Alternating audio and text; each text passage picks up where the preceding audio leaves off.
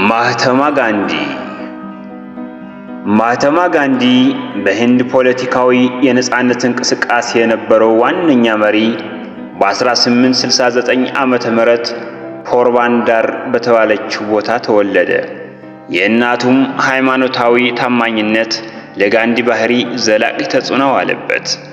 ጎበዝ ተማሪ የነበረው ጋንዲ የመጀመሪያ ደረጃ ትምህርቱን እየተከታተለ አባቱ በሞት ሲለዩ ጉዞውን ወደ እንግሊዝ ሀገር አድርጎ በሕግ የመጀመሪያ ዲግሪውን ያዘ። በዛም ጊዜ መጽሐፍ ቅዱስን አጥንቶ በኢየሱስ ክርስቶስ ትምህርቶች ትህትናና ምሕረት የሚሉት ሐሳቦች ተጽዕኖ አሳደሩበት። በ1883 ዓመተ ምህረት የ13 ዓመቱ ጋንዲ የ14 ዓመቷን ካስትሮባይን አገባ። የመጀመሪያ ልጃቸው ከተወለደ ከጥቂት ቀናት በኋላ ቢሞትም እንኳ የአራት ወንድ ልጆች አባት ለመሆን በቃ። የሕግ ትምህርቱን አጠናቆ ወደ ህንድ እንደተመለሰ ወዲያውኑ ወደ ደቡብ አፍሪካ የሕግ ትምህርቱን ሥራ ላይ ለማዋል አመራ። ማህተማ ጋንዲ ደቡብ አፍሪካ በነበረው ህንዶች ላይ በሚደርሰው መድሎና ሕገ ወጣዊ ሁኔታዎች በጣም አዘነ። በመቀጠል የመጀመሪያውን የተቃውሞ ሰላማዊ ሰልፍ አካሄደ።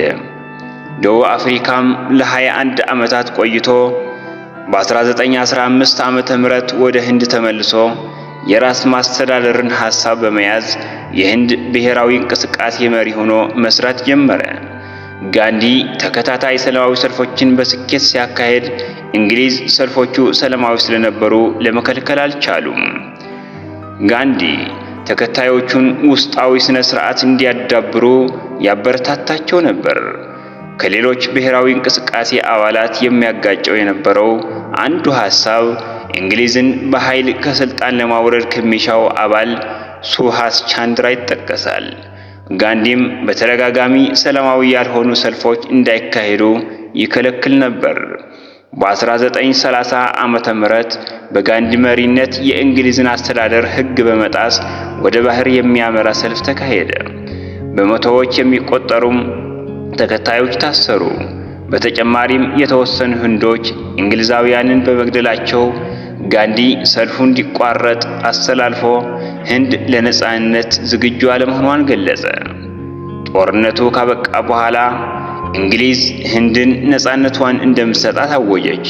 እንግሊዝ ግን ህንድን ለሁለት ለመክፈል ስትወስን ጋንዲ ሐሳቡን በጥብቅ ተቃውሞ ሙስሊሞችና ህንዶች ተቻችለው በሰላም መኖር እንደሚችሉ ለማሳየት ሞክሮ ሳይሳካለት ቀረ።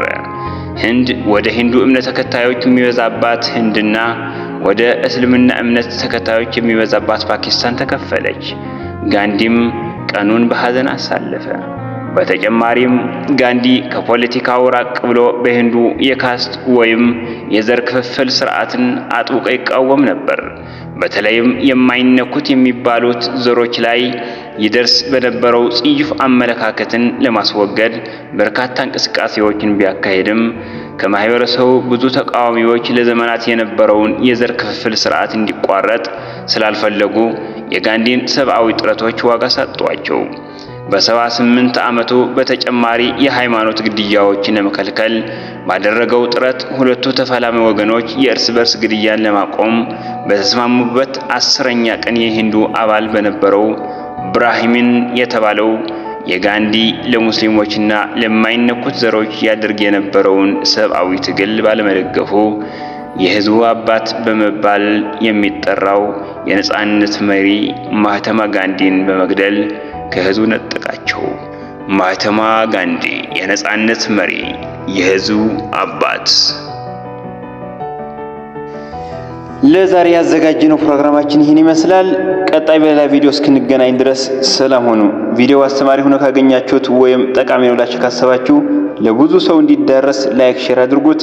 ለዚህ ቻናል አዲስ የሆናችሁም ሰብስክራይብ በማድረግ ቤተሰብ ይሁኑ። ይመቻችሁ።